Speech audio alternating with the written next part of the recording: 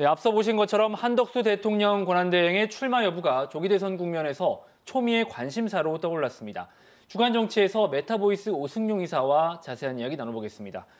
이사님, 일단 이 질문부터 드려야 될 것 같습니다. 한덕수 권한대행이 출마할 거라고 보십니까? 일단 강한 부정은 긍정이라고 해석하는 게 맞을 것 같고요. 오늘도 본분을 다 하겠다라고 언급을 했습니다만은 이렇게 언급하는 이유는 아직 출마의 명분을 축적할 만한 충분한 서사가 완성되지 않았기 때문에 이런 태도를 보이고 있는 것이라고 해석하는 게 맞을 것 같고요.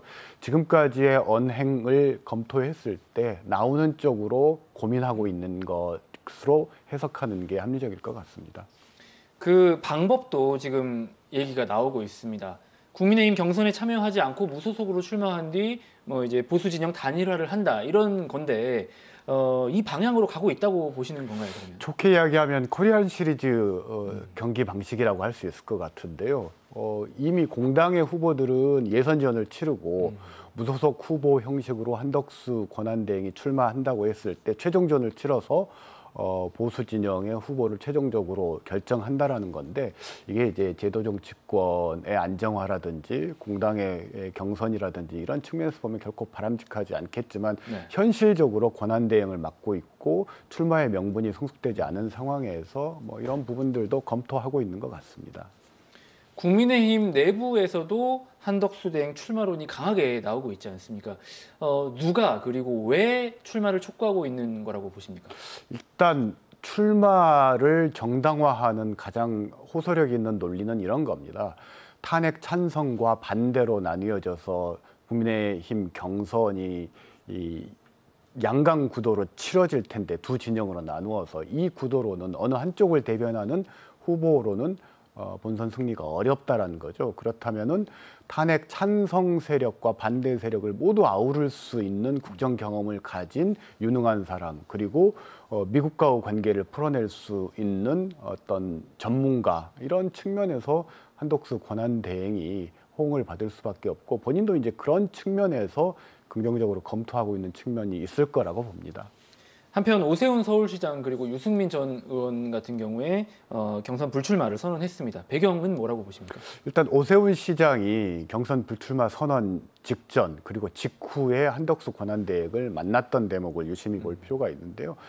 그리고 불출마를 선언한 다음에 인격과 능력, 이런 부분들에 대해서 긍정적인 평가를 하고 결국 불출마를 선언하고 한덕수 권한대행은 손을 들어주고 빠진 형국이라고 할 수 있다는 거죠. 반면에 유승민 전 의원의 경우는 사실상 대선 출마가 쉽지 않은 상황에서 당내 기반도 없었기 때문에 본인이 빠지기 위한 어떤 명분, 울고 싶은데 뺨 때려준 꼴이었다. 국민의힘의 경선 룰이 그렇게 해석해야 될 것 같습니다. 오세훈 서울시장의 불출마에 또 전국에 힌트가 있다, 이렇게 볼 수 있겠고요. 이번에는 민주당 얘기를 좀 해보겠습니다. 권리당원 50%, 국민 여론조사 50%를 반영한다는 경선 룰에 비명계 주자들이 반발하고 있고, 또 김두관 전 의원이 오늘 경선 불참까지도 선언을 했습니다. 어떻게 보십니까? 민주당의 국민 참여 경선 룰을 바꾸면서까지 대선 경선을 치르는 목적은 최대한 내부 손실 없이 본선에서 이른바 전투 역량을 손상되지 않은 상태에서 본선에서 경쟁력을 높이자는 것인데, 아마 이제 실익은 있을 거라고 봅니다. 다만 이럴 경우 국민들이 민주당과 이재명 후보를 어떻게 바라볼까, 다소 그 포용력이라든지 그리고 개방성, 이런 부분들에 대해서 아쉬움을 표하는 어떤 국민들은 있을 것 같습니다. 그런 맥락에서 지금 민주당 경선이 이른바 컨벤션 효과 이런 것 없이 한 사람의 독주 체제인 만큼 주목을 못 받는다. 이게 사실 우려라기보다는 민주당 입장에서는 이렇게 신속하게 가자, 이런 기조라고 보시는 거죠? 네, 그렇습니다. 사실상 어대명 경선이지 않습니까? 어차피 대선 후보는 이재명 후보로 된다라는 게 거의 99.9% 많은 분들이 예측하는 건데, 설사 다양하게 국민 참여 경선을 해서 그런 경선을 치른다 한들 거기서 얻어지는 컨벤션 효과가 크지 않다라는 거죠. 그럴 바에는 실익 중심으로 가자는 건데, 이제 그런 판단을 했던 것을 저는 이제 존중할 필요는 있다라고 봅니다.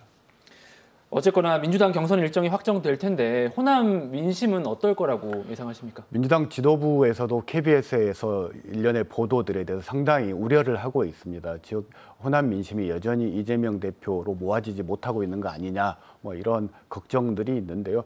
그렇지만 일단 경선이 치러지면 현재 호남 내의 여론들은 계엄 극복 이후 정권 교체의 열망들을 이재명 후보를 통해서 모아보자라는 쪽으로 모일 가능성이 있고, 그래서 아마 초기 경선을 호남 지역으로 잡은 것으로 알고 있습니다. 아마 그런 부분에서 호남 여론이 자연스럽게 뭉쳐질 수 있는 계기는 됐다고 봅니다.